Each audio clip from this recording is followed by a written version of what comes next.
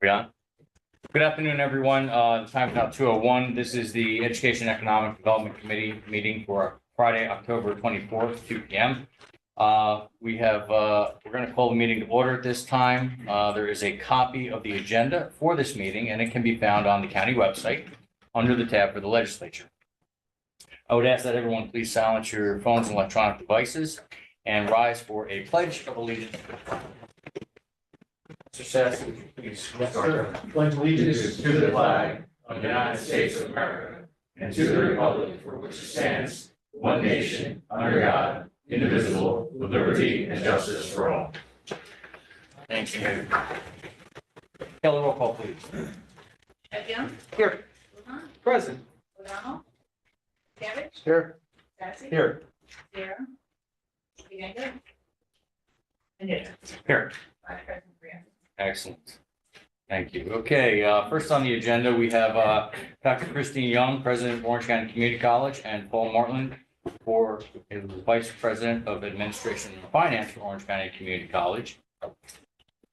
And item A is a request to create one HVAC technician, grade 9, step 6, and abolish one vacant senior systems analyst, grade 15 position, number 003285. Advanced step hiring at step 6 is, 32.2281 per hour. $67,034.45 annually. This is legislative request number 295. May I get a motion second? Sassy and This past PNC. welcome to the table. You're on. Great, thank you, Chairman Newton. If it pleases you, I'll pass the first item over to Paul Martin. Wonderful. Okay. The first item is the personnel change. This is a fairly straightforward one. We are looking to abolish one CSEA position and create a new one. We have a senior systems analyst position that has been vacant for a number of years. And due to some restructuring, we're not going to need to replace that position.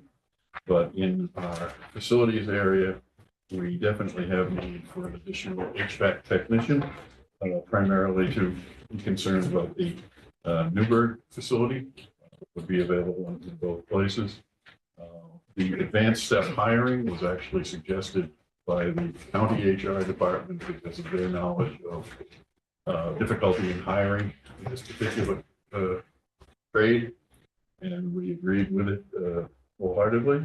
So I believe the highlights. I'm happy to answer any questions you might have. Wonderful. Thank you. Any questions or comments? Okay. Hearing none. All in favor? Aye. Opposed? Abstentions? Unanimous. Thank you very much. And then we go to capital. Well, let me just say this. Who's the gentleman with you? Introduce Patrick Martin. He is our acting facilities director. He's a admin project manager, overseeing many of our capital projects for Dawkins, the part of the college. Patrick has stepped up and he's well familiar with our full capital plan. He will be answering any questions that you might have. Wonderful. Thank you. Welcome. Please let the record show the legislator Stenenga is here. And we will go to item B, which is the 2026 capital plan, which can be found on page 3.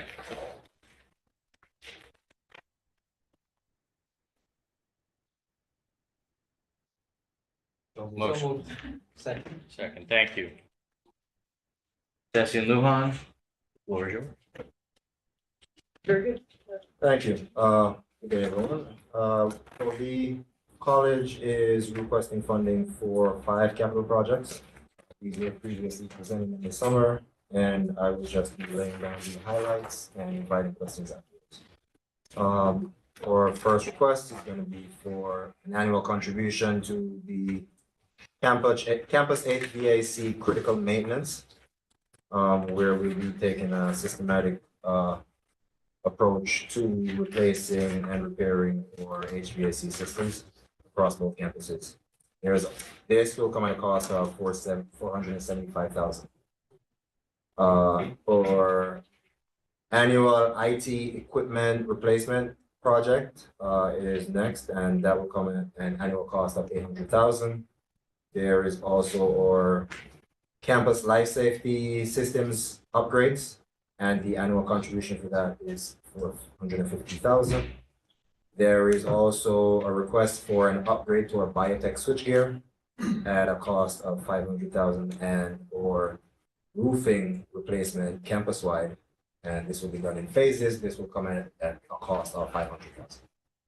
Excellent. Thank you. Yes, Legislator John. Thank you, Chairman. It's great to have everyone here today from the college, and every time that you guys appear before us, it seems that we are steadfast in always making sure that the facilities, the equipment, the technology, and the safety that you guys need at both campuses is always upheld. And it's a compliment to this legislature and this county government that when it comes to SUNY Orange, we've never turned our backs on you guys. So I'm glad to see that these projects will be moving forward, and you know you'll get my support. Thank you, Chair. Thank you. Anyone else? Thank you for your continued excellence. And with that, I will say all in favor? Aye. Opposed? Abstentions? Unanimous. Thank you both very much. Thank you. Thank you. Alrighty, next up on the agenda, we have Amanda Dana, Director of Tourism, with a request to designate Orange County Tourism as the tourism promotion agency of the county. A requirement to apply for and receive New York State matching funds for 2026. It also authorizes the tourism department to administer the funding. No appropriation is necessary. This was legislative request 293. May I have a motion and a second? Sassy and Lamont. I don't think there's much discussion on this because it's just saying that the County of Orange is designating our department as the tourism promotion agency for the county. Kind of redundant, but you have to do it every year for matching funds. Formality. Thank you. Yes. Any questions or comments? Hearing none, all in favor? Aye. Opposed? Abstentions? Unanimous. Thank you. Item number B. We're moving right along here. This is for the 2026 budget, and this is on pages 217 through 221. Second. Thank you very much. Okay, you made my job right along. Yeah, okay, Sassy and Lamont. That's all you. Okay, thank you. So in this year going forward into 2026, we wanted to keep our budget fairly lean, so we did that. So as you can see from our budget, we actually decreased our budget by 1.14% overall. But still want to make sure that we maintain our marketing presence, our branding presence, and keep moving in the trajectory that we've been doing now. We've seen some great success this year. For example, over 500 million views on our website, 500,000 views on our website so far, which leads to It's still a lot. yeah. I wanted to give us 500 million. I won't say that yet, just yet. Which more importantly, the conversions are really high on our website, which means that when someone comes to our website, we're converting them into doing things into our small businesses, most importantly, our properties. Our social media has over 500,000 views per month. We've tripled our following on social media, which is unheard of. Additionally, we are proud of the fact that 2.1 million impressions are through streaming, which is where a lot of our marketing dollars are going. Additionally, we've refined and retargeted our Google AdWords campaign and digital marketing in general. So we're doing some really good things and we see some good results. Additionally, we are working more in our smaller communities and doing things from the ground level. We additionally are, we are doing things such as educating our properties on how to be more ADA accessible to ADA accessible travel. We've done that this year, as well as getting our properties ready for group tours and international travel, which, by the way, will be starting to come back to us, especially from Europe, UK, and we're getting them ready for that. Don't forget, as a strategy for midweek, we are encouraging groups to come to Orange County. So we're pretty proud of that, and we just wanted to make sure we highlighted some of those things before we got into the budget. Excellent, thank you. Your department, I was going to say this, your department is an economic engine for this county. and is why we're seeing 500,000 people viewing this and why our taxes are lower. And it's because of the sales tax, bed tax, and all the other things that we're doing and your department's doing. And I want to give you a big accolades on that because it's very important. Thank you. And I Yeah. also wanted to say the accessibility portion, independent living was in, spoke with them and the site accessibility, they are so welcome to hear that this is happening. I mean, it's an initiative that we have promoted forever, Right. but we're getting a little bit better every year. So thank you. both Thank very you. much. And it was a passion project, probably Rachel. She really took that one on herself. I will say, the whole team did, but it was a passion project for Rachel and you did an excellent job on that. So I will give her all the credit in the world. I wanted to just go into some things that might not be on the budget you're looking at, but I do want to make a claim to try to get 2 additional positions put in our budget for next year. This is the 3rd year we're coming to you to try to get positions. These are promotional positions. I feel it's really important and also based on what our HR commissioner has said about putting those steps in and also to improve our productivity and efficiencies in our department and other departments. I'm looking to create 2 promotional positions that I have outlined here. The first position is a senior coordinator for promotion. That's a grade 18. The second position is a coordinator position with a specialty in marketing. That is a second promotional position. With that, I will be willing to take away 1 position of a lower level, a lower grade, but I would hope to keep the other coordinator at bay because we feel the need as our department grows and especially how we grow with all the assets and things we're taking on in the county, we will need that extra body to be that administrative person in our department to really manage all those things. So I do have a breakdown in front of me of what that would actually cost in wages and salaries. With a promotional position, as you know, it's not going to be costing anything for fringe, but it will be costing approximately $17,000 more next year for wages and salaries. I have that broken down for you if you'd like to take a look at it, and I can absolutely discuss. Sure. That's the one. Amanda, I'm sorry, you're going pretty quickly. You said promotion, you're promoting people or Yes. creating? What do you? Well, you have to create a position to promote, but it's my Okay. intention to promote an internal. Okay, so the bottom line is it's 17,000 more.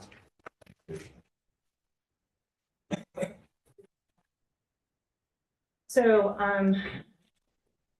I outlined it to you because I feel it's important. I feel it's really important for motivation and efficiencies and productivity in a department.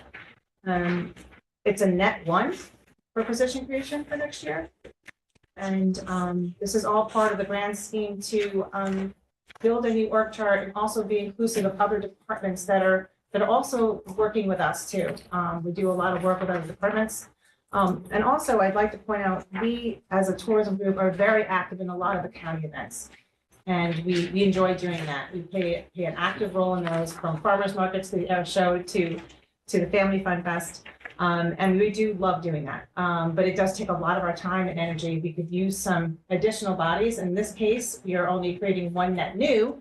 But it will be really appreciated if we could do this. Legislator Lujan. Thank you, Mr. Chairman. I want to just echo the sentiments of the chairman. You all do amazing work. You bring a lot of revenue into the county. We've seen the progress. We've seen the results.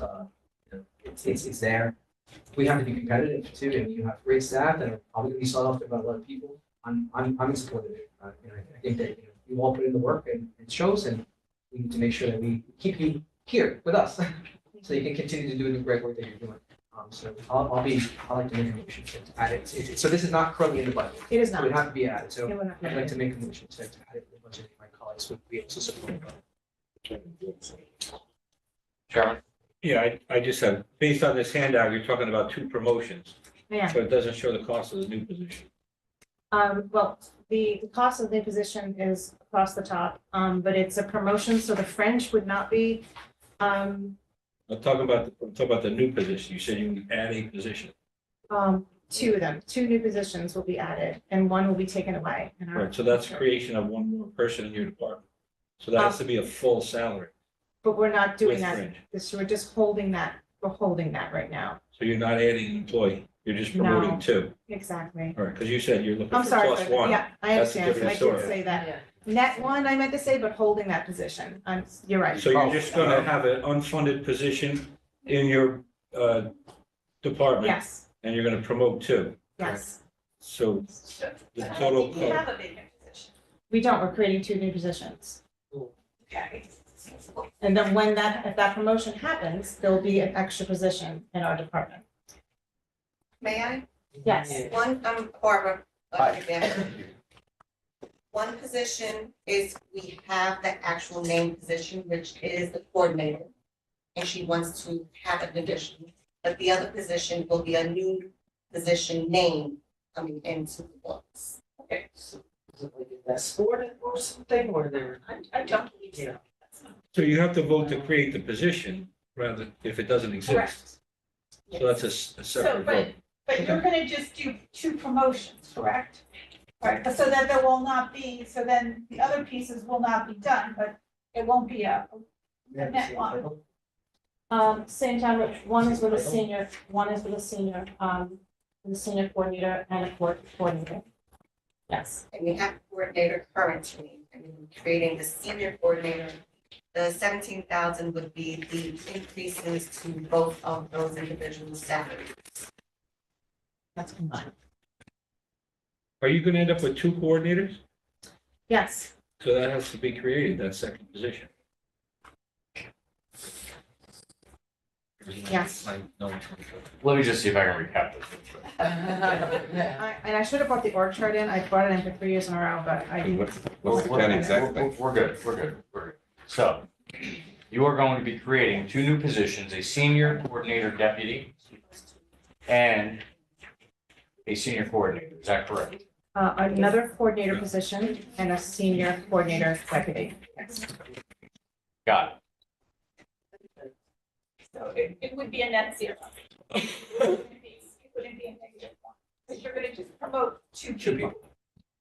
But you're also adding a position. But leaving it vacant. I'm And leaving it I'm defunding.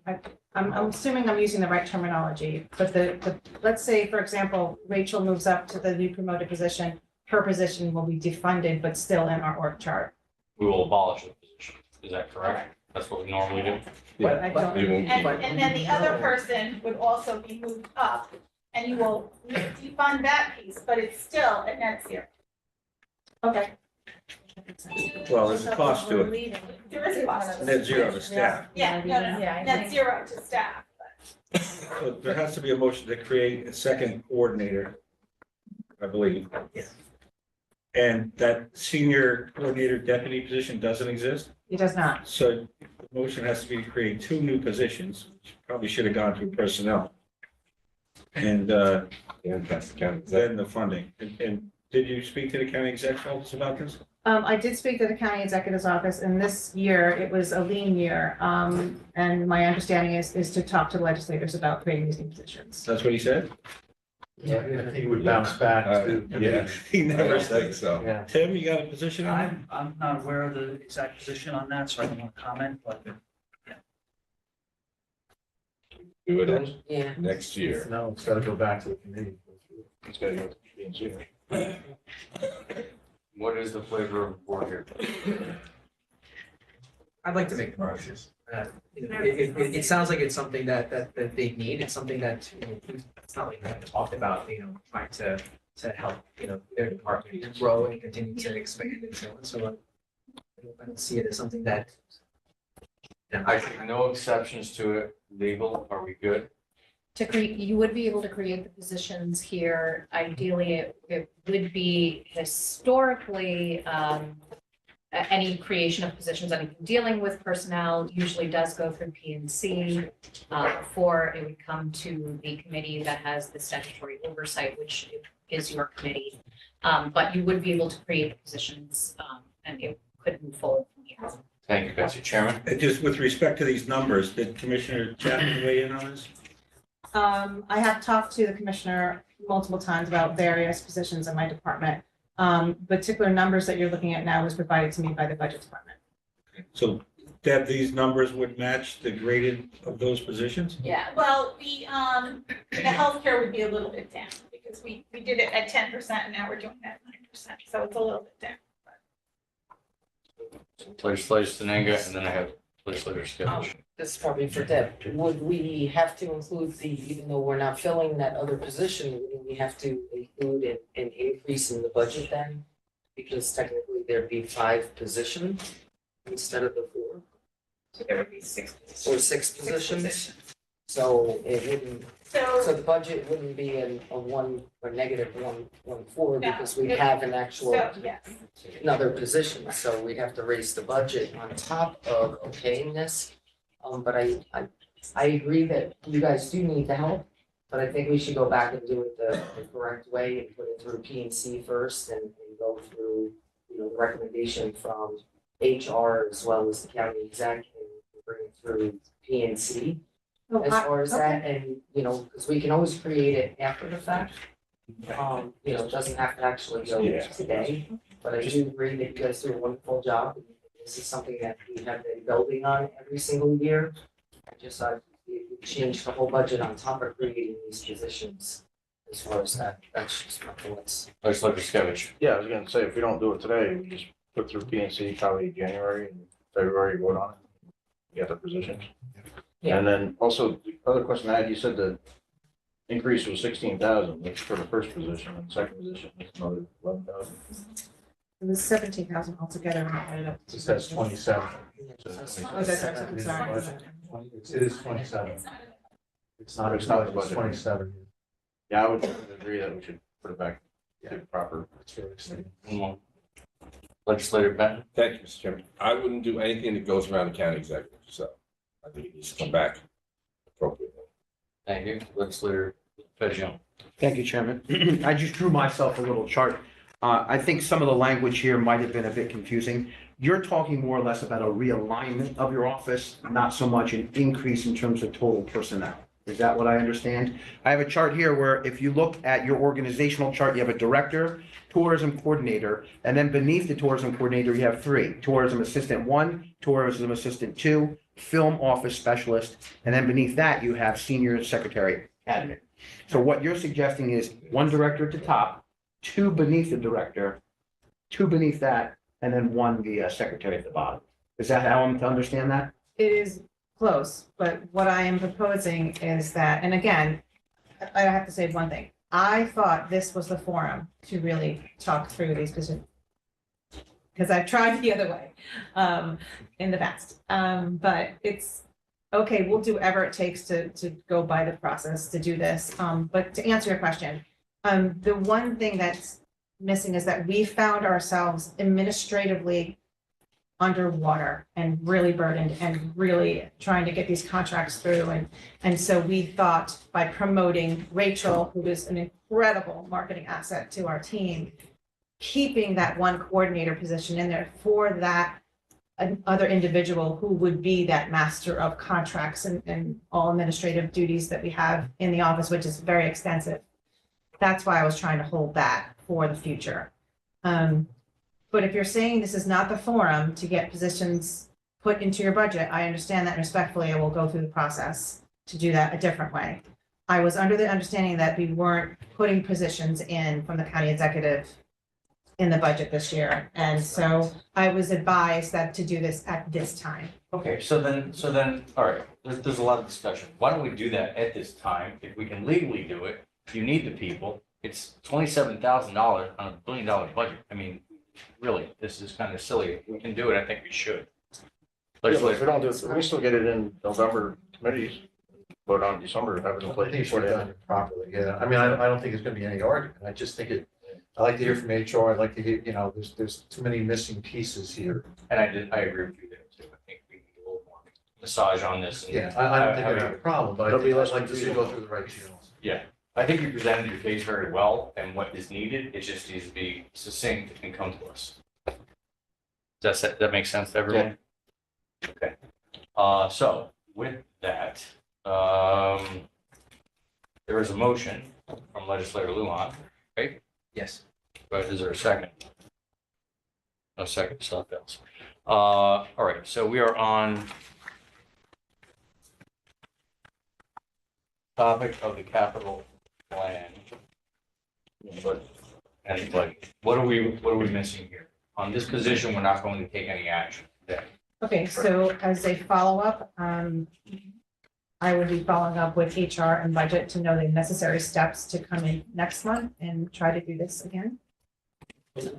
You should go to the county exec first too, because it sounds like he said no to creating a new position. Is that what I heard from Deb? We had no new positions. Oh, yeah, okay. Were they requested? They were requested, yes. So the exec's already denied it. Yes. Okay, that's a different story. Yes, that's what I thought. Let's let it go. I mean, all fair, but at the same time, this wouldn't be the first time that we've added positions. We've done it for the sheriff, we've done it for the district attorney. I mean, it wouldn't be the first time we've added positions. The county executive is generally trying to be more on the conservative side. They made their case. We have the rights to change that. It's pretty much very nominal in comparison to the massive budget. To the chairman's point, I mean, I'm still comfortable having done it today, but you know, we have the right to also add positions as we see fit, and personally definitely think that we should. So you can vote yes. I don't have an argument with that. I just think it should be done through committee. It's fine. Okay, hold on. You good? Yep. Okay, Chairman.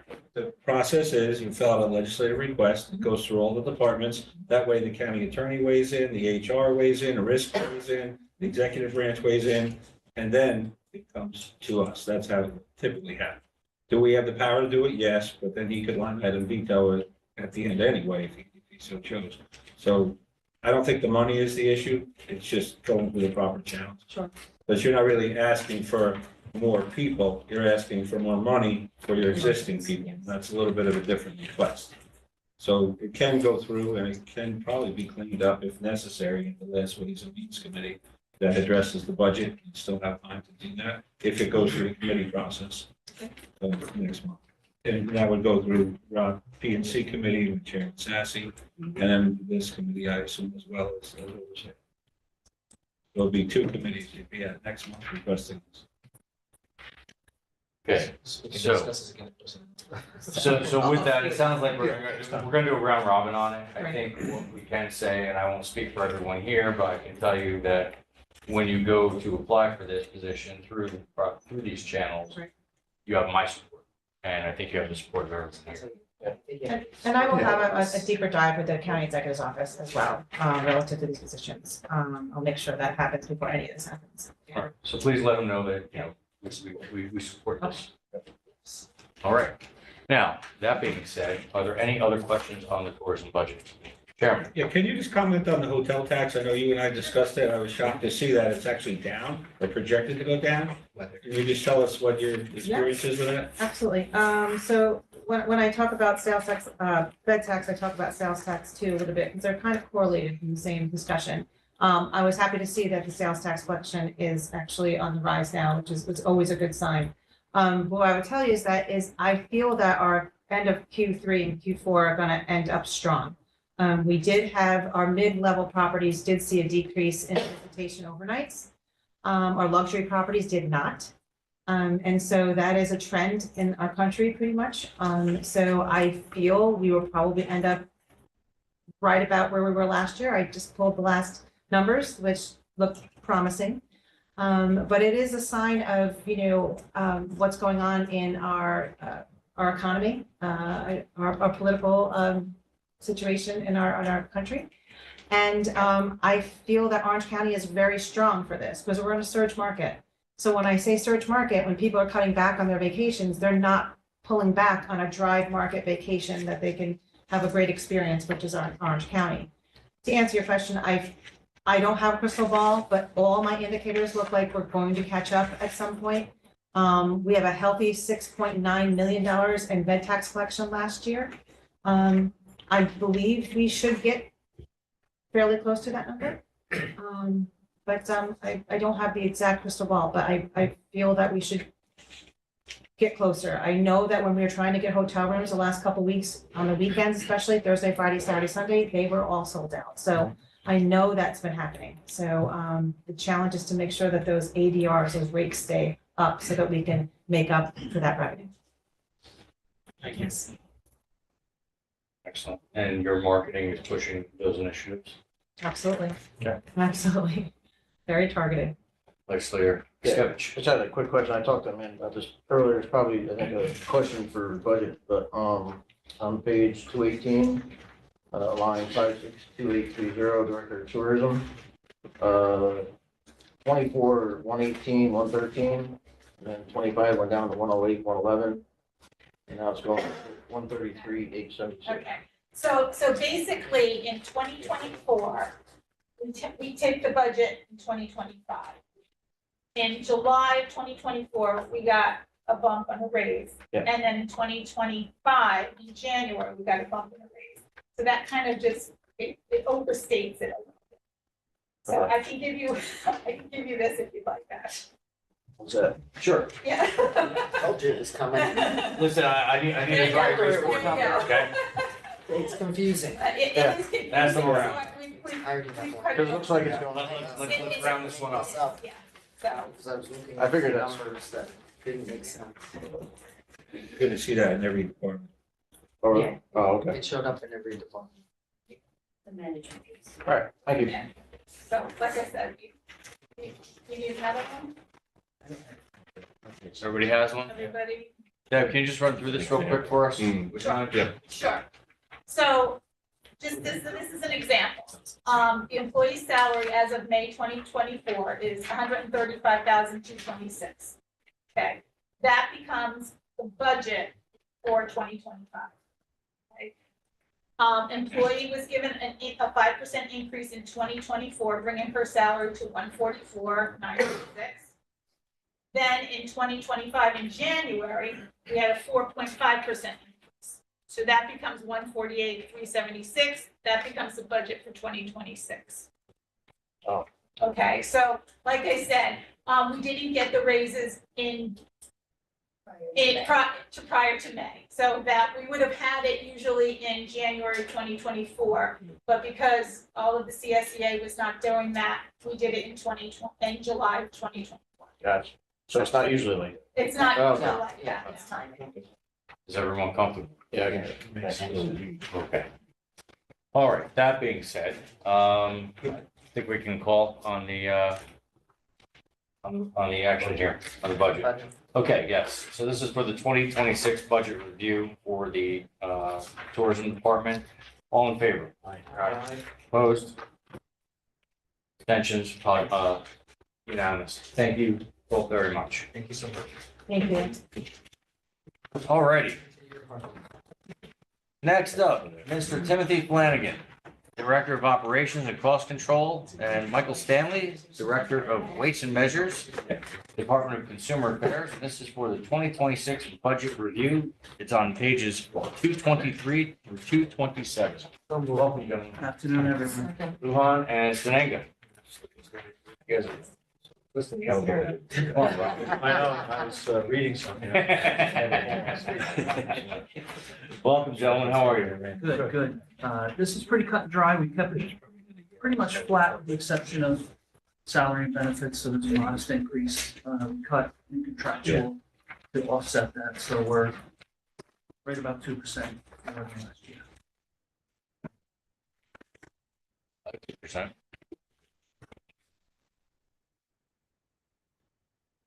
That's it? That's Okay, anyone have any questions, comments, considerations? All right, hearing that, all in favor? Aye. Opposed? Abstentions? Unanimous? Thank you. Thank you. Thanks, Mike. Very nice job. Next one, thank you, sir. We have Rachel Wilson, the Director of the Youth Bureau. Rachel is here for a request to accept and appropriate additional funding received from the New York State Office of Children and Family Services for runaway homeless youth, RHY, shelter and youth development program. $54,025.33. It's legislative request 300. So moved. Second. Okay, so we got Sassy and Luhan.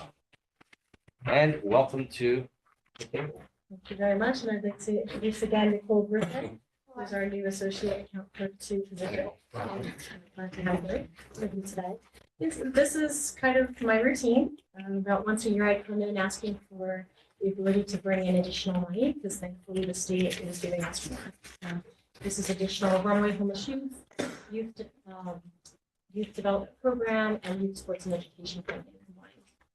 So we're put into the budget, and we just want to make sure we have it in there so we can do it. Okay, reports program, yes, legislator. Senator. Program, like how many kids do we actually have and where they go, that would be great. So this handout, if you turn to page. As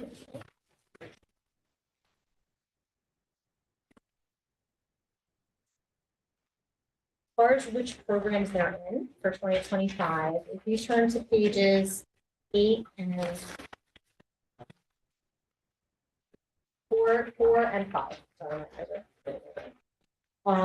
So there's 2 boxes that say 2025 funded programs. The one on page 4 is on the bottom, and then one on page 5 is up at the top. The page numbers are in the bottom right corner, and then the other numbers are the number of the slides. So slide number 8 and slide number 9. So youth development program funding can go to programs that serve youth ages 0 through 20. It can be for after-school programming, just any general programming. Sorry. It can go to education, youth leadership. Runaway homeless youth funding is only for a friend's house, for the teen runaway homeless youth shelter is the bulk of it. And then a little bit comes to our department for our runaway homeless youth coordinator. The youth sports and education funding can go for youth between the ages of 6 and 17, including 17. And that is educational, learning how to play sports, doing physical activities like hiking, getting out and about. And then we have youth team sports, which is a different one. So youth sports and education funding is tied to sports betting. Legally, the state needs to provide a certain percentage of the revenue that comes in from sports betting to go into programming. And so that's a regular allocation in the budget, in the executive budget.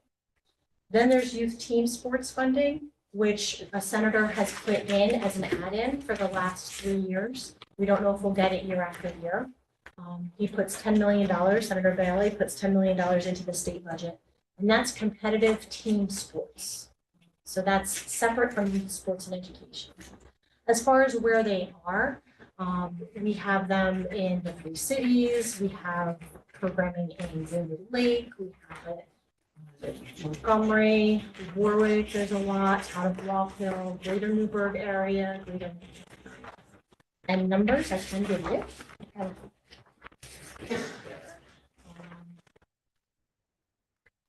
And this varies because from year to year, some programs may get one funding in 1 year, but we also have the Solutions County funding as well.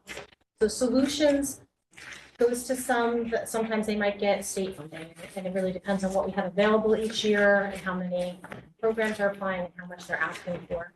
But for 2025, we budgeted for Solutions about 8,000 kids. We're thinking between 8 and 9 for 2026. Runaway homeless youth has been about 100, just under 100 on average. Youth development programs, we budgeted about 10,000 for 2025. We'll know these numbers at the end of the year. Sports and education, about 2,500. Youth that we use funding for ourselves, our own department, when we're doing the recognition event, our county executive youth awards program. We have a youth adult summit. We do our summer volunteer program. We do different workshops. So we look at about 150 youth through those. Youth trainings, we do a lot of Safe School Ambassador trainings, which is bullying prevention that our youth bureau staff are doing. That's about 2,000. We project between Safe School Ambassador training, work readiness, volunteerism workshops. We do some adult trainings, some suicide prevention, mental health, positive youth development, professional development trainings. It's about 50 adults a year. And then we have coalitions under Partners for Children, Youth, and Families that serve about 2,400 youth any given year. And that's coalitions that are Team Newburgh, Middletown Cares, Tri-County, a lot of substance and prevention, and some other issues. That's kind of the ballpark. I'd say about 18 to 20,000 a year total between all those. I was kind of looking more at the runaway homeless youth and how big that is in our county and how we've come out of that. Because obviously that also falls under maybe the foster care, maybe, the other programs that would affect that. Well, it's always been, it's horrible that we have homeless people who are adults that can function when you have children that are in that, dire state, or, that what kind of programs we're looking at that would actually help them so that they can be given the services and the counseling or whatever they need to actually alleviate so that they can either, get into a loving, caring home or where they're not so feeling they're displaced and feel that they have to leave and run. And our role is primarily with a friend's house, which is 17-year-olds and under who are runaways and or homeless. Sometimes their parent or caregiver, they maybe started out in the family shelter and maybe their parent or caregiver had to go into the hospital or go for some treatment, and then the youth will go by themselves to a friend's house. Sometimes the youth just needs to get away for a night. So there's different reasons. Sometimes they are literally runaways and they're there. And our role as a youth, the runaway youth coordinator, is to work with the shelter to make sure they're in compliance for the state.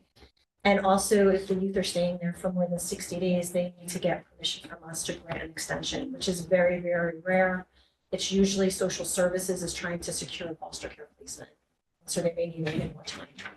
But our role with the coordinator has been expanding. We've been partnering with Orange Ulster Lucy's more this past year to work with all the homeless liaisons in all the school districts. So we want to, in our department, branch out more to help all youth, not just the ones at a friend's house. So there's youth that are homeless, maybe there's doubling up, a family's doubling up with another family. They're technically homeless, even though they're in a house. They don't have their own group. So we're expanding, but we work closely with social services and mental health as well. Thank you. Anyone else? Okay. Hearing nothing else, call the question. All in favor? Aye. Opposed? Abstentions? Unanimous. Thank you. Okay, so now we have item B, 2026 budget review. It's on pages 229 and 223 for the Youth Bureau. Second. Thank you, Mr. Sassy and Mr. Lujan. Okay. So the biggest increase that we have in our budget is pretty much additional funding from the state. How Hope to often see do we this hear for that? next year, but I don't know, but this might be our last year. The executive budget for the first time had a lot more funding in it. Usually we start off at a lower rate and then we get a legislative add-in from the state that brings us up to status quo. For this budget, the governor actually put more in it right from the start. And so we have about 200,000 more to go into mostly the youth development program funding and the youth sports and education funding. The youth team sports, as I mentioned before, that we don't know if we'll get from year to year. So I was conservative with this budget. I only budgeted through the first quarter. We don't know if we'll get it after in the next state budgets. So this hopefully is not the last for a few years. We're hearing things may be much tighter in the state budget for the next round, but we budgeted based on what we were allocated.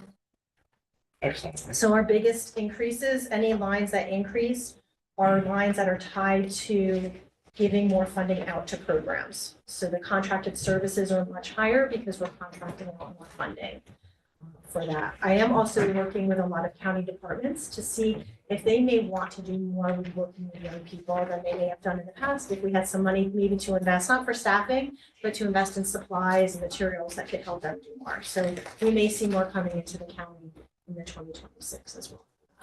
So I do have a question. So the money that's coming in, is that earmarked for specific programs or just spread throughout the board? It's a competitive request for proposals process. So what I handed out to you is who has it for 2025. Currently, we have a request for proposals posted for 2026 funding. Okay, so any one of these programs could answer this request and be funded. And those that have not applied are also encouraged to. Okay, so if you're online, we encourage you to apply. Visit the Youth Heroes website and it's posted on. And youth team sports, that is now closed and we're in the review process for that. It's success. No. Oh, sorry. Legislator Fedgian. Thank you, Chairman. Rachel, I just want to compliment you. One of the things that your department does so well is that you co-host the CPR training for the youth during the usually winter We do it break. during their summer, winter and spring breaks. Do you have any numbers? I don't want to put you on spot, but of how many young people have participated in that? Yes, the first year we had 90 because we did about 30 per break. And now we're doubling them. So we do 2 per break simultaneously. So we're looking at 150 a year. This is 150 of our young people here Yes, ages 14 through 20, who are trained in CPR. trained in CPR and first aid. Awesome. And we did have a success story. Katora, if you remember her name, she was 14 years old, went through our second training. And that was December, and by summertime, she was at a grandparent's house. There was some ruckus. They called for her. She went across the street and her neighbor had collapsed doing lawn work. And there were adults trying to help. And Katora now, she was 14 at the time. She said, I'm certified in CPR. The adults stepped back. She took over chest compressions and the neighbor survived. Great story. That's a success story. And as I mentioned, I'm talking with different county departments on what we can maybe do with additional funding. We're now looking at using some of the funding to maybe put together their first aid kits that they can pack in the class, so they're leaving with something. And we are looking at doing some family first aid CPR, where they come as a family to learn. So very excited. Emergency Services has been a great partner with that. Great job. Continue. Good success. Thank you. Thank you, Chair. Thank you. Anyone else? Okay, hearing none, I'll call the question. All in favor? Aye. Opposed? Abstentions? Unanimous? Thank you. Thank you all for your time. Thank you. All righty. Next, we have Johanna Poor, the county historian, for the 2026 budget review. That's on pages 235, 239. Can I have a motion and second? Second. Backwards now. Sebastian Lugo. Welcome, you have the floor. I did email these, but I have color copies here. Anyone just pass them around. So this just has a little paragraph on the responsibilities of the office. I'm sure you've all seen that we just worked on this Revolutionary War 250th book.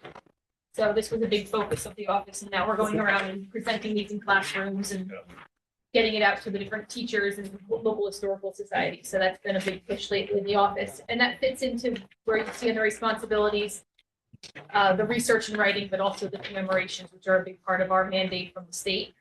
And our office is just myself and Nicole Mazzaro, and we have a temp clerical part-time occasional person as well.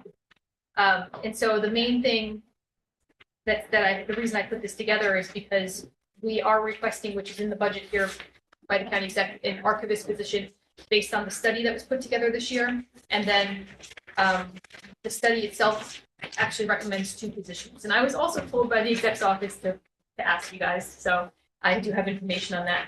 I put in here a section on public inquiries because a lot of our staff time, it's just 2 of us, like I said, a lot of our staff time goes to helping the public. So we average 116 different requests a month in the office. And when you break that down to just 2 people, it means that we're spending a lot of our time, the majority of our time doing research or appearing at people's events that they're inviting us to, or helping with preservation advocacy, or even just helping them locate records that are in other departments, things like that. So that's all listed out here with numbers to show you how much of our time is going towards that kind of work, which makes it very difficult for us to do a lot of the other things. So there's on the back, archive and collections, there's a quote, that the Office of the Orange County Historian is operating outside of its prescribed mandate by the New York State Historians Law, which states that a municipal historian is not an archivist or records management officer. So we also, in addition to all the other work, we have the 1841 courthouse, which is full of records and archival material, including the basement and all of the little storage spaces throughout, which you've all seen. And we are required by law to have somebody who manages those collections, and we are not in compliance. So as a result of that, we went to the Greater Hudson Heritage Network. The county exec's office gave us $50,000 to do a study. So we had a comprehensive study done, which was emailed to all of you back in August and more recently. And they went through and they charted everything, all of the records that are held, figured out the volume of everything, and then they came to the conclusion, which is in the little blue area here, that our office needs a grade 13 archivist and a grade 9 archival assistant in order to just wrangle the collection into proper condition so that it can be researched by the public, that we can locate things much more easily, which will help with all of our public inquiries and make that a much more efficient process. And also to develop a proper policy so that when we're collecting things in the future, we're collecting based on the policy. And of course, to implement a digitization plan as well, because that's another issue that we have, is we have lots of paper records and no strategy or manpower to do the work of digitizing. So I can answer questions about what's in the budget. The budget really isn't changing much other than that one position that was added by the county exec. And then I would like to, if it's possible, but I know we've already had these discussions with other departments, but I would like to add a second archivist position. The difference between me and other departments is that I do have a study to back it up that shows that this is what we need. And so we know if it's not, added now, we're just going to keep asking for it because it's something that's absolutely necessary to our office. Any questions? Okay. Isn't the county clerk's responsibility to be an archivist? Well, we're a little different in Orange County because the county historian's office is its own department. It's not within the clerk's department. That does occur in some other counties. But we are different because we have our own building. So we have an archive of our own, and it's separate from what the clerk keeps, and it's separate from what records management keeps as well. Ours are just the historical documents, and the volume is in here. We have like nine rooms of archives, and then we also have we do have some relationship with the clerk because obviously research questions will bleed over between the two departments. So there are times when either of us are checking each other's collections, and then the same with the Parks Department because we're also unique. Orange County owns historic properties, which is not common everywhere. So we have Hillhold and Brick House and the Neversink Museum that all have collections as well. So Parks also needs our support when it comes to archives. So we really have a void. There's no department, Parks clerk or us, that have an archivist position. Legislator Lewin. Thank you, Mr. Chairman. I remember last year, this was something that we actually asked for. We had asked for a study. And I appreciate the extent to which the rigorousness of this. I remember going there. I know many of the committee members went to take a tour. Obviously, you all do a lot of work with like volunteers, and obviously we all know a lot of those volunteers are aging, and it's much harder. I can tell you, being down there myself, like I was struggling to even breathe just for the time period that I was there. So clearly, there's some things that need to get done. The study indicated that it needed 2 people. I was ready last year to add this just because I felt like, to get us to where we needed to be and to actually get that building to be a place that be accessible to the public in a more efficient way. Like, I think that there's just a lot of great things that can happen there. And I don't think that right now with your current scheme of things, it's just not possible. Like, there's just so much more that we can be doing. So many things that you can be doing in the public. I know you've talked in public about historical grants that homeowners can utilize, reaching out to grants for different museums and so on that we can't really do because we can't drag you in that direction. So I'm supportive of adding the second position. And I know that we just had a whole situation where we, Similar, but I don't, again, It's a I little was- different because we have a study to back it up, which was requested last year by the legislators. and that was, it actually happened precisely in this committee last year. This is precisely what we asked for. The study suggested we just spend $50,000 on a study to tell us exactly what we are not being told. So again, I'm gonna make the motion like I did in the last committee about making the additional position. I'm fully in support of this. I think that we need to move to this direction to make sure that the department is getting this. Thank you.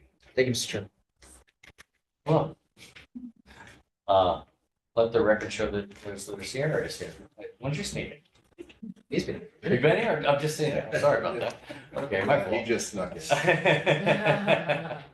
Okay, anyone else?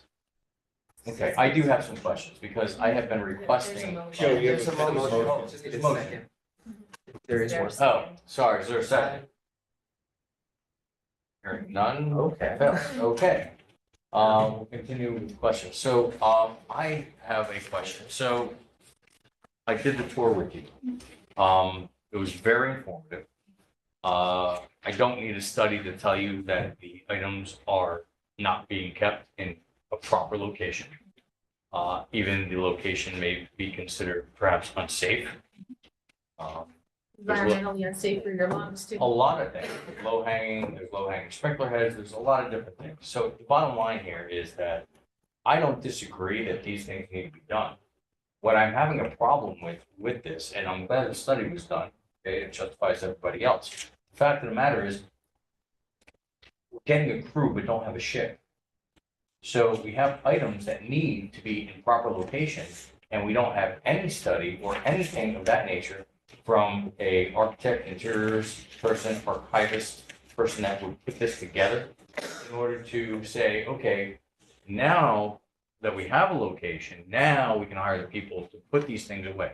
Because these things have been sitting there for a very long time, as we've discussed over the last 8 years. It's that like I've been chicken or the legislating. egg though, you know, we need somebody's eyes on it that's an expert to tell us, now we need to order racks for these types of items, now we need to order, you know, this, I that. disagree. Here's why I disagree. I disagree because we need the space, which we don't have. We can buy all the racks we want. We're not putting them in the basement. Well, with digitizing will low-hanging help that too. sprinkler heads. Digitizing. I understand that, but again, we have to identify the location. And once we do that, I'm very open to doing all of this. But until we have that situated, I don't see how this can move forward. But that's just, so, yes, there's that. I'm sorry, can I have your hand up? I did, but that's Go ahead. okay, go ahead. Have we looked into, I know we talked about in the past, contracting some of this out instead of adding staff and appropriating the money to get those experts that you need to come in and boom, boom, boom, boom, get it all. I mean, somebody contracted would be doing the same work. It just, you know, they estimate that there's 10 years of work here just on, you know, organizing with 2 staff members. I mean, if you put 1 staff member in there with no resources, it's like, I mean, we're talking 10 years, 5 years, 10 years. This is just ongoing work. Bringing in a consultant for a year or 2 is only gonna make a small dent, and then we're gonna be back here again. But if you, what are those, grade 7, grade 8? These are grade 13 and 19. 13 is already put into the budget for the archivist. The one we're discussing here is just this assistant archivist. There are different job descriptions for each. The archivist is more policy, and they're gonna come up with a strategy, and there's you know, more preservation related expertise needed, whereas the assistant is gonna be doing a lot of the processing of the digitizing and moving things around. So there's a need for both of these people to work together. It's a big project. I mean, we have a county-sized archive. There are many counties that have, you know, large staffs that do this kind of work. Ulster County has an incredible, if you ever have a chance to tour the one in Ulster County, they have, you know, I think they told me they've got 21 staff members that work in that building doing this kind of work. I mean, it's a big But difference. they're not part of the history. So they're under the clerk's office, Right. but the amount of people that do the archival work, and we don't have that in our clerk's office. We don't have a specialist here. So when you go to Ulster County and you request records, it's a very streamlined process. They know where everything is. They have proper care. And we get questions a lot where they say, where is something? And we're just like, it's here somewhere, or it might be in Iron Mountain, or it might be in the clerk's office, or it might be in the Parks Department, and we don't have, you're talking about a whole day out of my work to go search one of these archives, or to go through, or to go in the basement, and look through something. So it's just inefficient. Like we're not working in an efficient way in our county compared to Putnam, compared to Ulster. And admittedly, it's outside of your duty anyway, according to what you presented, correct? It's a little bit of a gray area because it's between clerk and I, and neither of us have personnel. So it's, sometimes we call them and ask them, they have somebody in their staff look for something, sometimes they call us, there really needs to be an expert. I'm trying to figure out what is black and white and what is not. I mean, we have here in bold print, the Office of Orange County Historian is operating outside its Yeah. prescribed mandate But from New York that's- State. Please let me finish. Yeah, sure. New York State Historian's law, right? So the question that I have, and I think it's dovetailing off of what legislator Sassy has said, is that if other counties are doing this under the clerk's office, the county clerk's office, is that the prescribed law and prescribed way to do that? It's in our charter that the county historian has its own office, so we have a different charter than Dutchess County, for instance. But this is not under your purview, is what this says. There should be dedicated staff doing archival work. If you look at the front I page. agree. There's 4 categories of what my work is supposed to be. It's research and writing, public presentations, historic preservation support, and the organization of local historians for commemorations. Those are my 4 categories. Naturally, in the modern world, we do tourism support work, like our booklet here, or we do, other kinds of things that are outside of that, because you just have to in this day and age. But the 4 things here are the responsibilities. So the archivist is outside, but we have a building. So in Dutchess County, for instance, the county historian Will Tatum, he has a desk and a computer. That's it. He doesn't have an entire building with archival material. He's in a But you desk. have a building that isn't efficient and not useful for what you have in there. That's my biggest concern about all of this is it's been sitting around for a long time. And it's sitting in unsuitable conditions. I think you would agree, right? And so we're not moving forward to do that. And I will give the example of medical examiner's office, right? Medical examiner's office, we were short on all of these things that we needed, right? What did? We hired a consultant, we brought them in, and we hired specialty consultants, okay? Barry was there with me on that. We have those specialty consultants to come in and say, these are the things you need for the environment that you want to operate and do certain things. I would love to see a plan of doing that so that we can get to where you want to be with that. But that's got to happen first, in my opinion. I know. That was gonna be exactly my comment. Bringing someone in to do all this, if we still don't have a place to put anything in a safe environment to protect it any further, is, We're looking at 18 little years. bit I mean, before. if we look at 8 years now of them not being put together, and please correct me if that's not the right number, okay? But we're looking at, as you said, another 10 years to hire staff to do this, then I think that there needs to be a huge push to get this done immediately by hiring an outside consultant to come in and do all of these things. So it's done. You can focus on what you do best, and they can focus on what they do best. And we as a county have all of our archive materials in the proper environment that they should be in, so they're not rotting. I mean, we have we've put $5,000 for a painting, I believe. There was an oil painting. I'm not even sure that that's been accomplished yet, so I don't know. And so these are my concerns, is that I don't want to put the cart before the horse anymore with this. We really need to get these things done. So I don't know how we go about doing that as a legislature, as far as, bringing this up to what is needed. Perhaps you bring it to us and say, these are the things that are needed to be able to put this together. But I won't belabor that anymore. Those are my thoughts, and these are the things that I've been trying to have a discussion And it would be about. great to have an overhaul like that, but from my perspective, having some extra hands in the office, having people work on this is a lot better than what we've had, which has been us, just doing the best we can in our little bit of side time. And we've been slowly getting things in order, and it is better. Like, we have our courtroom is operational as a place for programming now. That's been cleaned out, but it's been a mix of the temp clericals and interns in the summer, and you know, full-time staff, full-time help is gonna actually work through this process And a we're lot. giving you at least one spot. Yes, which the one moves is it already- forward. The one is already You know, in here, yeah. Yeah, So am I hearing that the thing that I just proposed is not something that you need? No, it would be a great thing, but you're talking a lot of money. I mean, that's to bring in somebody to overhaul the whole place. It So always It is. would be a big investment, so I don't even know what that number would be. I have to. But do you feel we should do that? I could see it either way. If we did that, we overhauled it, it would help us get things up and running faster.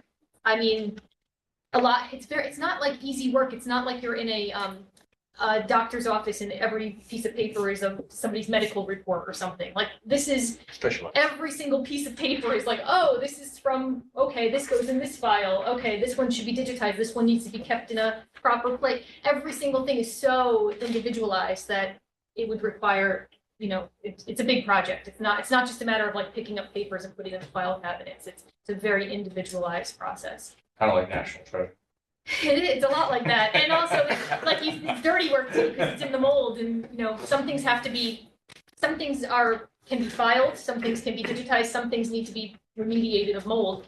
I mean, every single thing is an individual item. And that's why it's so time consuming. I have legislator Fajon, then I have legislator Benton, and legislator Sneak. Thank you, Chairman. Thank you for being here today. Reading this proposed budget that's been presented to us, the one position in addition that is in the recommended budget should hope to give us some tangible results.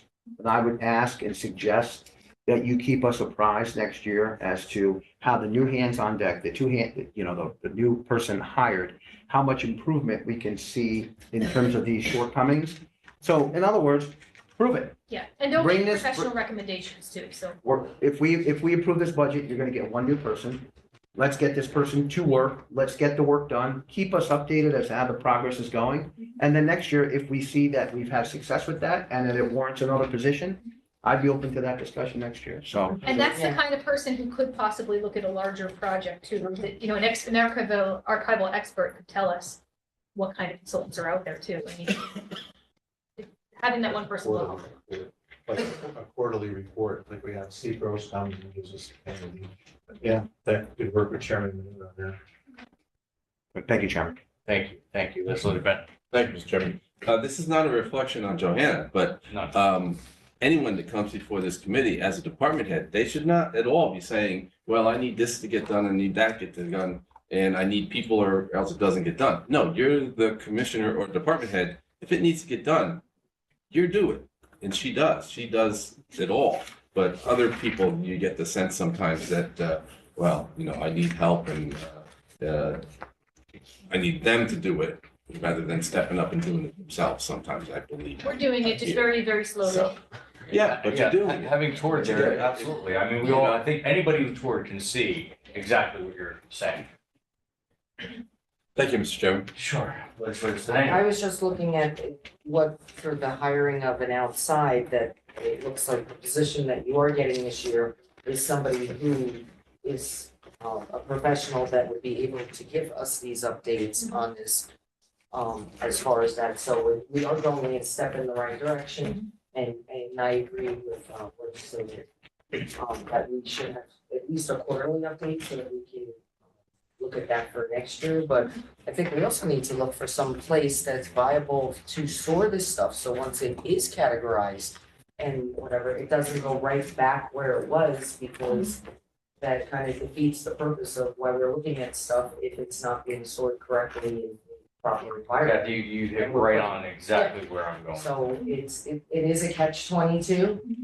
So, you know, maybe we can start kind of looking in that avenue as well, because if we're gonna be paying the money for someone to actually document and show us and tell us how things need to be stored, if we have no place to put them and it's going right back, it doesn't make sense to, you know, like really do that. It's twice the amount of work. Yeah. Here's the catalog, here's the thing that needs to be done, right? And then And- say, it goes right back here. Exactly, so we need to know that once it's Should be a categorized, it goes someplace so that we know where it is and it's in the correct environment.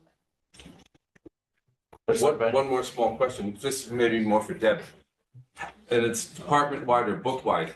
how come when it says proposed position on budget line 569970, how come it doesn't say archivist so that we know that's what she wants? We wait, Because we don't have an archivist yet. It's not. no, but that's, Yeah, no, but no, no. that's the And that's what- proposed. We are gonna get it there, but, we don't have it at this time, right? Whether you're as proposed I know. position Yeah. archivist, Yes, just a point. yeah, no. Thank you, Mr. Chairman. Thank you. Chair recognizes legislator Cheney. Yes, please join us. Yeah, are there state grants available for this type of archiving? There are some smaller grants for individualized projects, so actually Greater Hudson Heritage Network administers a lot of the grants, this organization. And so it'll be like, we have a map that needs restoration, so we can get $3,000 to restore a map. You know, it's more individualized, not necessarily something big like, you know, overhauling an entire collection. Okay, because the Village of Warwick now is in the process, over the last 3 or 4 years, we've gotten a grant every year, and we're moving through the records that we have. A lot of it's getting digitized. They're not records that they're significant. There's a state retention policy related to that.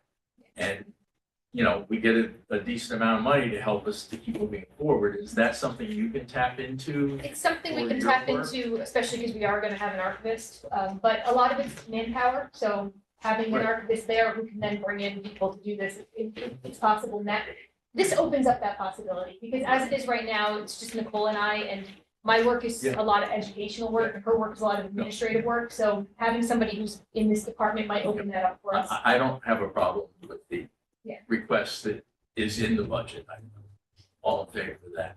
So, in moving forward, do you have, or when would you be able to get an idea as to how much space, you'd be able to save with digitizing the documentation that you have?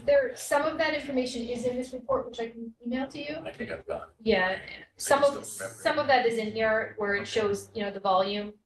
Some of it's choice, you know, we have a lot of election records in the basement, there's an entire room of them, do we want those digitized or not? You know, this archivist is gonna have to make some of those determinations. And then relative to the space issue, I believe that on Hatfield Lane, the building that was used for the immunization during COVID, that is intended to be and is predominantly records, maintaining records. I understand your records are very different than the records that are in there.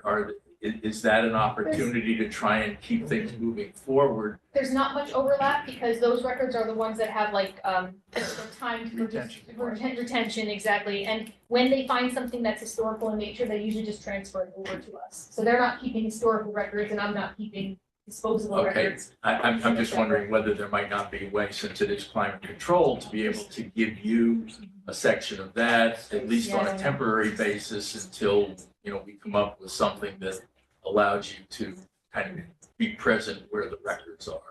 Yeah, I I'm love not, I'm that not idea. sure. Yeah. I'm not sure how much space they have, but that's possible.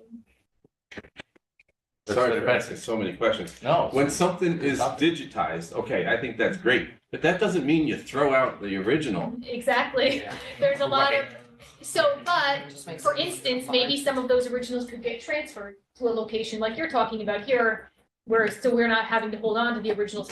And somebody comes into the office to see something, they can see the digital record.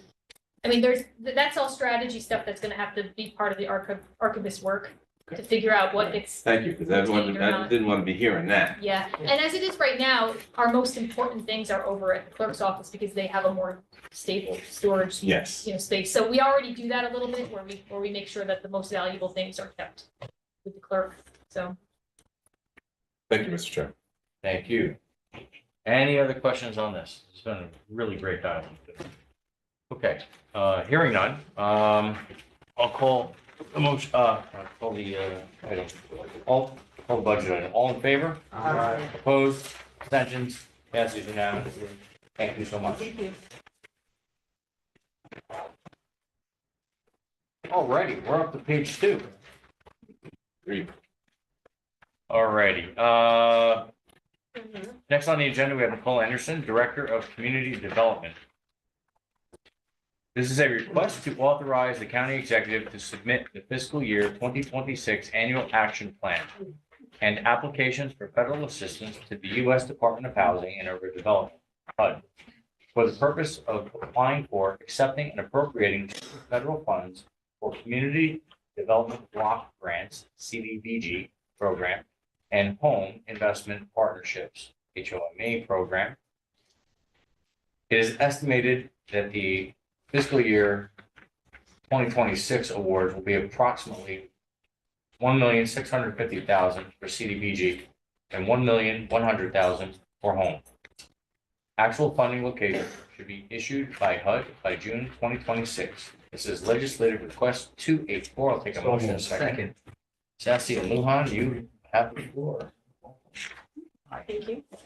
So, this is Brenda Luciano. She's our fiscal director. Hello, Brenda. Welcome.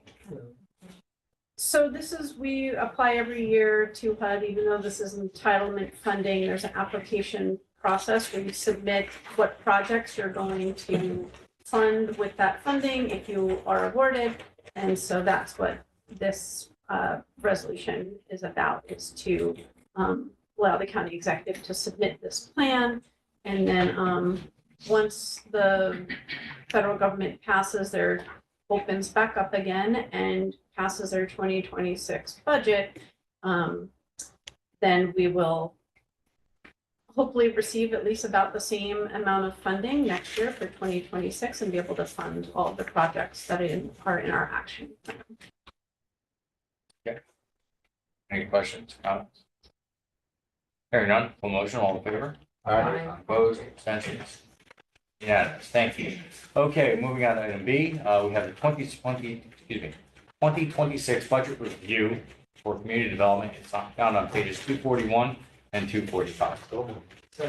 Thank you. Kelly, you got that?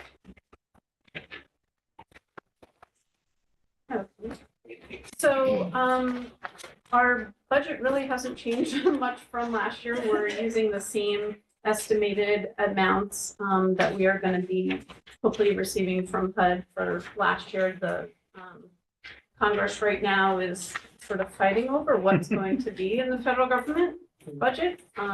So we'll have to see, but we're using last year's amounts as estimates. And so there's not really a lot of changes. We have about $1 million going to municipal projects. And a little less than $1 million going to housing development projects. Legislator Lujan. Just a question about the homeowner rehabilitation. We, in 2024, it was 336 and Stevens here. Was that, remind me about that? Yeah, that actually, I believe, is NSP funding. So we had some old neighborhood stabilization program funding from 2008. And so we were using it with those land bank projects. Okay. In the city of Newburgh. So that's what that is, I believe. We also had some funds that went to Habitat as well, so. Thank you. Any other questions? Legislator Fedger. Just a quick question. The vast majority, the money that goes to operate your budget comes from? The federal government. Thank you, Chairman. Basically the entire budget, except for the retiree health insurance. Thank you. Thank you, Chairman. Very well. Okay, any other questions, comments? Hearing none, call the question, all in favor? Aye. Opposed? Abstentions? Please note that Legislator Sassy is not at the moment to vote. Thank you very much. Passes unanimously. All righty, next up. So we're back there, Lucy Joyce, Executive Director, Cornell Cooperative Extension. And this is for the 2026 budget review. This can be found on pages 247 and 248 of your manual. Welcome. Thank you.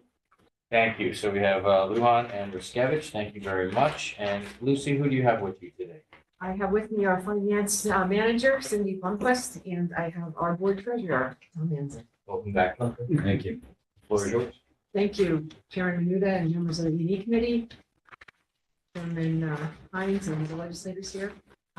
We're here to thank you for your ongoing support and to encourage your support of the budget as presented at the county executive. I'm happy to say more, but only what you need. Short and sweet, sometimes it's best. Just say a couple things though. I'm one of 5 or 6 volunteers on the finance committee for Cornell Proper Extension. And, can attest, as you probably already know, Lucy does run a tight ship. We've had Cindy keeps us abreast of our finances month by month, and we scrutinize that. And it's always been very good.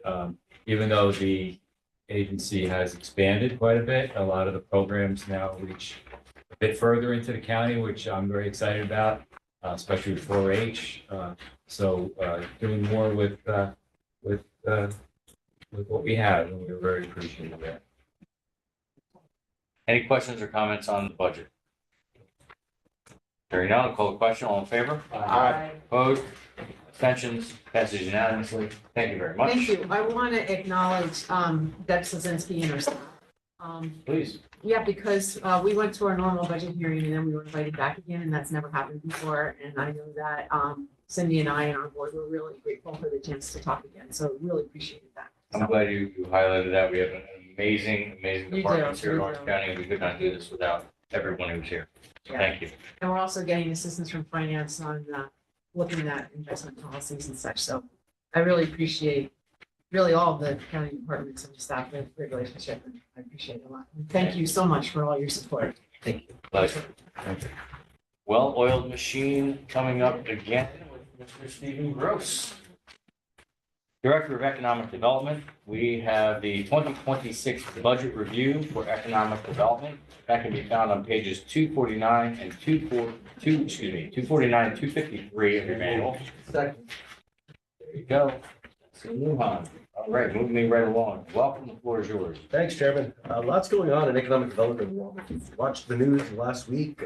Big project in Lilianda was just approved by the town planning board the other day. So that is a large Amazon robotics distribution center moving forward, 3.2 million square foot facility, almost $600 million of investment, 1,500 jobs, pretty big for the county. We're happy that's moving forward. So just wanted to give a quick update on that. Aside from that, I want to thank all the legislators who attended the Economic Summit in September. It was, we think it went very, very well.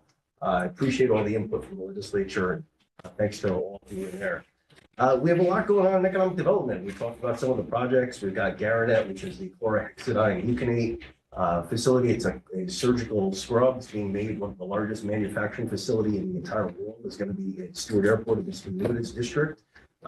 Right over there. We're really happy about that facility as well. It really brings us into the world of pharmaceuticals and moving forward with that high-tech kind of jobs that we're looking for in the county. That's a $46 million capital investment in the county. It's 200,000 square feet, about 100 to 150 high-tech jobs. So there's a lot of really good, interesting things happening in the county. But you're really not here to hear me talk about all that stuff. You're here to talk about the budget. We're going to talk about budget, but Well, I will say one thing. I just want to make a comment. So if it wasn't for all the people involved in that project, from the town level through the county, through all of our partners, in the other organizations like Partnership and the Chamber of Commerce and SUNY Orange, that project would not have happened. All of us working together made that project happen. It's the largest in the world. So I had to highlight that. Yeah, we have probably the best economic development team in the state of New York right now. We're all working together very succinctly. We all have rules, and we're working together with the well-oiled machine. So things are going well. Again, back to the budget, we've got a budget that represents the continued work of our department. The increase in this budget is about $28,000, but of that, you could attribute 20,000 of that to items like dental insurance, hospital insurance increases, public liability insurance increases. These are all increases that are out of the control of the department and make up the majority of the increase. Understood. Okay, any questions or comments? I just want to comment, I don't think I've missed one of your economic summits. If you haven't been to one of Director Gross's economic summits, it's fabulous. So many people, you find out so much is going on in the county. Yeah, I know what you're talking about. And you meet some terrific people. I was aware that I was talking to legislator Fagione What's the place in Port Jervis? Planet Health Foods. Planet Health Foods, yeah. Planet Health Foods. Yeah. Michael O'Gorman, really The guy, interesting the guy. guy over in Cornwall that's gonna be building mini homes and stuff in there. Mr. Windsor. New Windsor, sorry, right? Well, close. Anyway, yeah, no, it's just, And if anybody missed it, we did have the entire summit video. It's on Yeah. the county YouTube page. If you want to check it out, it's up there. yeah, no, it was very well done, Steve. Thank you. Thank you. Appreciate it. Anyone else? Okay, hearing none, I'll call the question. All in favor? Aye. Opposed? Abstentions? Passes unanimously. Okay, item B, we've got the 2026 budget review for the foreign trade zone. This can be found on pages 255 and 256 of the manual.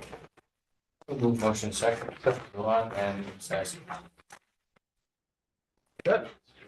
So this has been the year of the foreign trade zone. The tariffs that have been put into place by the federal government have really increased the interest in the foreign trade zone.